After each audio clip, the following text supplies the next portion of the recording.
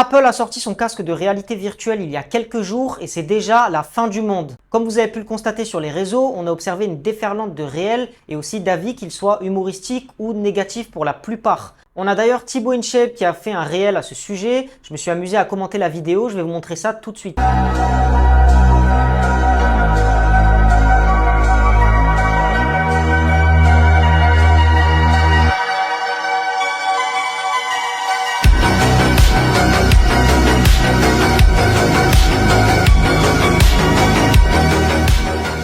Donc voici le commentaire que j'ai posté. Le progrès se fera avec ou sans vous. Suite à ça, j'ai eu pas mal de réponses que je vais vous montrer tout de suite. En soulevant des haltères imaginaires et en traversant avec son casque puis écrasé par une voiture, c'est ça le progrès. C'est du progrès ça? Définition du progrès s'il te plaît mec, car pour moi ça tombe dans la dégénérescence, pas le progrès. Le progrès c'est de faire opérer du cerveau en passant par la jambe.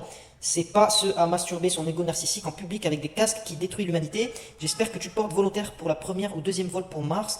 Envoyez-nous une carte postale, bisous loulou. Voilà, donc clairement, on peut voir que l'opinion publique n'est pas très favorable à ce type de discours et la sortie du nouveau produit de Apple, même si, on va le voir dans la vidéo, les chiffres prouvent le contraire. Dans cette vidéo, je vais vous expliquer pourquoi on arrive dans une toute nouvelle ère technologique qui va bouleverser les mœurs, quels sont les enjeux pour les entreprises et aussi comment profiter de cette vague qui ne sera pas seulement éphémère mais est vouée à durer dans le temps. Également, pour les personnes qui n'ont pas vu le film Ready Player One, je vous invite à aller le regarder. C'est un très bon film et en plus de ça, vous pourrez vous faire une idée sur ce qui va très probablement arriver dans le futur. Personnellement, j'ai acheté le MetaQuest 2 il y a quelques mois et lorsque j'ai mis le casque, je me suis dit « Waouh !» Vous arrivez dans un monde immersif où toutes les réalités sont possibles. Vous avez du gaming, vous avez toutes les applications que vous retrouvez sur votre téléphone. Si vous voulez, vous pouvez aller prendre un café dans l'espace, vous pouvez travailler dans une forêt, vous pouvez visiter New York d'un claquement de doigts.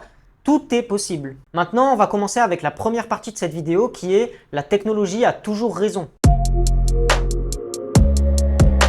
L'histoire de l'humanité a été marquée par des révolutions qui ont chacune suscité des technocritiques. Les technocritiques, ce sont les personnes qui sont fermées à l'innovation et qui ont notamment critiqué la révolution industrielle, l'agriculture ou encore l'informatique. Et quand on voit où on en est aujourd'hui, on peut se dire que beaucoup de critiques n'étaient pas fondées. Je tiens à préciser que j'accepte la critique quand elle est constructive. C'est-à-dire que pour la plupart des commentaires qu'on a vus par exemple sur le post de Thibaut InShape, la plupart des personnes ne sont pas informés sur le sujet et parlent à l'aide de leurs connaissances, c'est-à-dire qu'ils vont être plutôt sur un ton humoristique et ne vont pas avancer des arguments qui sont réellement factuels. Maintenant, pour en revenir à la réalité virtuelle, il faut savoir que ça n'existe pas que depuis 2023. La première machine de réalité virtuelle a été inventée en 1963 par Morton Helling. Cette machine permettait de visualiser des films en 3D, dégager des odeurs et également des vibrations sur le siège, ce qui vous permettait d'avoir une expérience unique et immersive.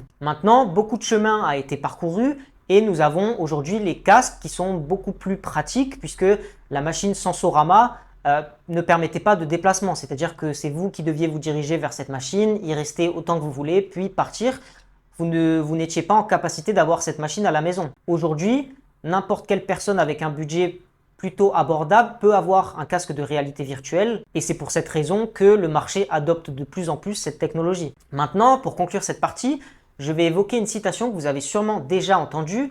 Toute révolution passe par 3 étapes, ridicule, dangereuse, puis évidente. On a pu observer ça avec les domaines que j'ai cités précédemment, c'est-à-dire la révolution industrielle, l'agriculture ou encore l'informatique, et un peu plus récemment pour le Bitcoin. Alors je ne dis pas que le Bitcoin est évident actuellement, cependant ma vision personnelle est que dans quelques années, on aura beaucoup plus de personnes qui vont utiliser Bitcoin lorsqu'ils vont comprendre par exemple les utilités, mais aussi les questions éthiques. Mais ce n'est pas le sujet de la vidéo, donc on en parlera peut-être dans une prochaine vidéo. Maintenant, on va passer à la partie 2 qui est le casque Apple. La sortie du casque Apple a fait couler beaucoup d'encre et comme d'habitude, les médias s'en sont donnés à cœur joie pour critiquer, descendre le produit, mais aussi générer du clic. Parce que oui les amis, le but des médias est de générer du clic. Plus ils génèrent de clics, plus ils génèrent d'argent. Ce qui fait qu'on arrive à des questions existentielles telles que est-ce qu'on peut se LeBron James avec le casque? Une question posée par le média Konbini. Ok, j'ai pas pris le meilleur exemple avec Konbini, mais on a également beaucoup d'articles qui ont utilisé un ton négatif suite à la sortie du casque, tels que ceux-là par exemple. Maintenant, si vous vous posez les questions suivantes, est-ce que le casque est performant? Est-ce qu'il est meilleur que le MetaQuest? Est-ce qu'on peut se LeBron James avec?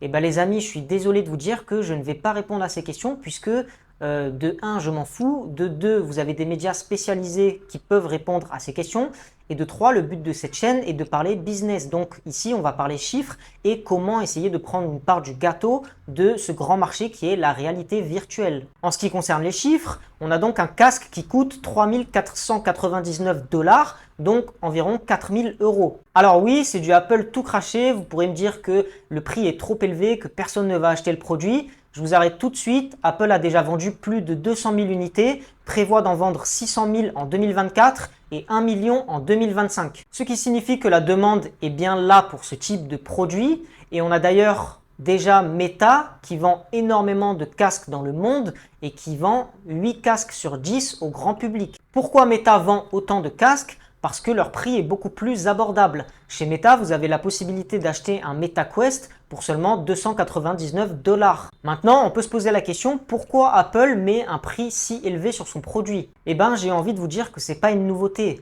Quand on voit les iPhones, les AirPods ou encore les Mac, on voit que tous ces prix sont élevés. Eh bien, il y a une raison pour ça. Les consommateurs Apple sont fidèles. Personnellement, depuis que j'ai un Apple, je ne peux pas changer de système d'exploitation. Je ne peux pas passer à Android.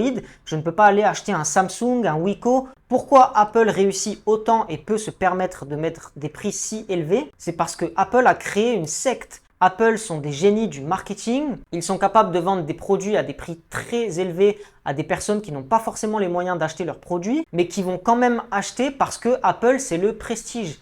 Apple, c'est comme Rolex, Lamborghini. Ce sont des marques qui ont créé une histoire, un prestige. En marketing, quand vous pouvez créer une histoire telle que Apple l'a fait, vous pouvez vendre n'importe quel produit à n'importe quel prix. Alors je suis en fait arrivé ici à 4 heures du matin. Donc ça fait déjà pas mal d'heures que je patiente. D'ailleurs, on a des rumeurs qui disent que Apple serait déjà en train de travailler sur un nouveau casque à un prix plus abordable pour essayer de toucher un plus grand public. Parce que oui les amis, cette technologie est vouée à prendre beaucoup de place dans vos vies et maintenant on va voir quels sont les usages de cette technologie. Quand vous pensez réalité virtuelle, vous pensez surtout, j'imagine, au gaming ou alors vous vous posez des questions existentielles comme Combini telles que est-ce qu'on peut se LeBron James avec le casque? Eh bien, je suis ravi de vous annoncer que le casque offre beaucoup plus de possibilités que vous ne pouvez l'imaginer, notamment dans la formation professionnelle, la santé mentale ou encore l'architecture par exemple. Avant d'expliquer quelles sont les possibilités avec la réalité virtuelle, je me dois de vous expliquer quelles sont les différences entre réalité virtuelle et réalité augmentée. En ce qui concerne la réalité virtuelle, cela signifie que vous êtes dans un environnement qui est totalement immersif. Donc, tous les paysages que vous observez autour de vous sont factices et vous ne pouvez pas voir le monde réel. Contrairement à la réalité augmentée où vous pouvez ajouter des éléments factices au monde réel. Donc, je vous donne un exemple tout simple. Par exemple, si vous allez sur Snapchat et vous ajoutez un filtre sur votre visage ou un objet 3D à côté de votre visage, ça, c'est de la réalité augmentée. Alors, bien évidemment, on peut associer les deux, c'est-à-dire qu'on peut associer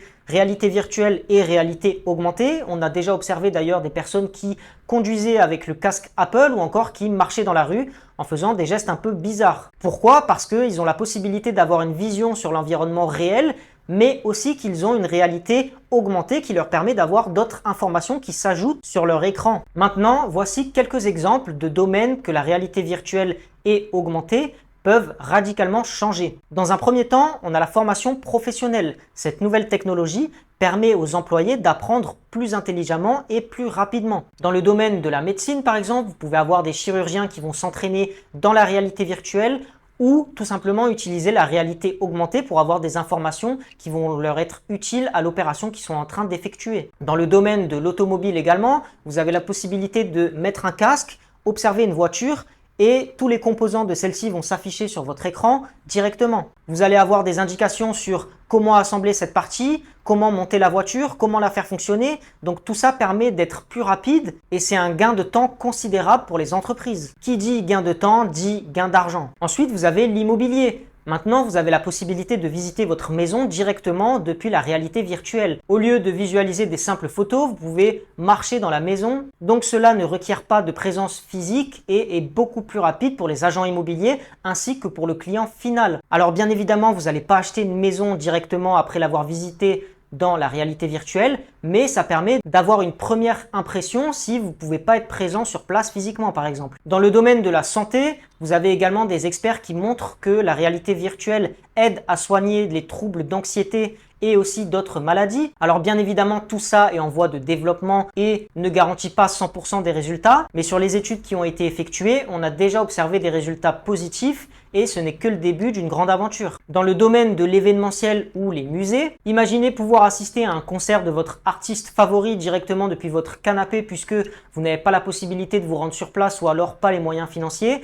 Et bien la réalité virtuelle offre cette possibilité à un coût moindre. On a également les musées qui proposent maintenant de la réalité augmentée, c'est-à-dire que vous avez la possibilité de prendre votre téléphone, pointer une œuvre et vous allez avoir toutes les informations liées à celle-ci, ainsi que des vidéos ou des textes annexes par exemple, ce qui permet de rendre les visites plus ludiques. On a également le domaine du tourisme. Alors bien évidemment, je sais que cette catégorie va être controversée dans le sens où vous allez pouvoir me dire « Ok, mais c'est bien d'avoir un casque, mais quand est-ce qu'on vit réellement? Quand est-ce qu'on va dans le monde réel? On touche de l'herbe, on embrasse des arbres ?» Eh bien, j'ai envie de vous répondre que tout le monde n'a pas les moyens de voyager. Mais acheter un casque à 300 $ et pouvoir visiter le monde, c'est déjà beaucoup plus abordable. J'entends donc les arguments qui me disent que c'est beaucoup mieux de voyager en réel, de prendre un avion, de partir sur place, de voir de ses propres yeux, etc.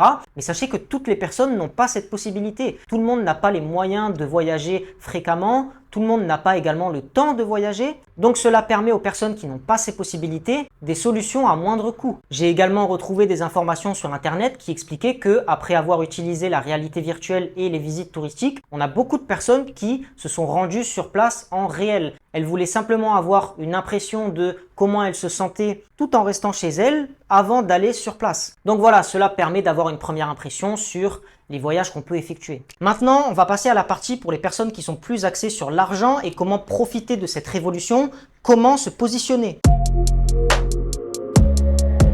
Comme vous avez pu l'observer tout au long de cette vidéo, j'imagine que vous avez remarqué que les possibilités sont infinies, que la réalité virtuelle et la réalité augmentée permettent aux entreprises des nouvelles possibilités de gains qui veulent dire augmentation du chiffre d'affaires, et ce sont des milliards qui vont être déversés sur le marché. Alors comment prendre une part du gâteau? Dans un premier temps, j'imagine que vous avez compris que ce marché va être en constante évolution et que les chiffres ne vont faire qu'augmenter. Le nombre d'utilisateurs, le nombre de produits, les perspectives de croissance sur les prochaines années sont folles. Vous pouvez également penser au côté marketing. Sachant que toutes les entreprises ont besoin de marketing pour vivre, imaginez un nouvel univers qui permet de faire de la publicité. Les entreprises vont être prêtes à payer des millions pour être affichées sous vos yeux dans ce type de casque. Elles payent déjà des millions pour être affichées sur des panneaux publicitaires dans la rue et là, elles vont avoir la possibilité d'être affichées devant vos yeux. On a d'ailleurs déjà des marques qui se placent dans le métaverse afin de prendre de l'avance sur leurs concurrents. Ce n'est pas pour rien que ces entreprises investissent des millions dans le métaverse et si on en revient au début de la vidéo, vous comprendrez pourquoi je vous ai dit de regarder Ready Player One. La réalité augmentée et virtuelle crée des opportunités sans précédent. Les entreprises ont de toutes nouvelles chances d'être au cœur de l'attention. La concurrence pour le moment est faible et le marché est en constante évolution. Alors maintenant, vous allez me demander comment se positionner, quelles entreprises ont déjà investi, vont investir, comment prendre une part de ce marché qui va être énorme. Et bien, je vais vous répondre tout de suite. La première idée est un projet crypto qui s'appelle SICK VR et qui permet d'assister à des événements depuis la réalité virtuelle. Leur plateforme propose par exemple des concerts en VR, mais aussi d'autres événements. Alors je vous invite bien évidemment à effectuer vos recherches, regardez si l'équipe est active, si la communauté est toujours présente, et n'oubliez pas d'investir seulement ce que vous êtes prêt à perdre. En deuxième choix, on a Meta, anciennement Facebook. Vous avez dû entendre parler que Facebook s'est renommé Meta, Meta pour Metaverse. Meta a investi des millions en recherche et développement dans le Metaverse. Alors même si j'ai pu voir passer des articles qui expliquaient que Meta était en déficit sur ce sujet, il ne faut pas oublier que Meta sont en avance. Vous avez beaucoup d'entreprises qui ont fait déficit sur des choix stratégiques les premières années, puis ensuite ont explosé puisque le marché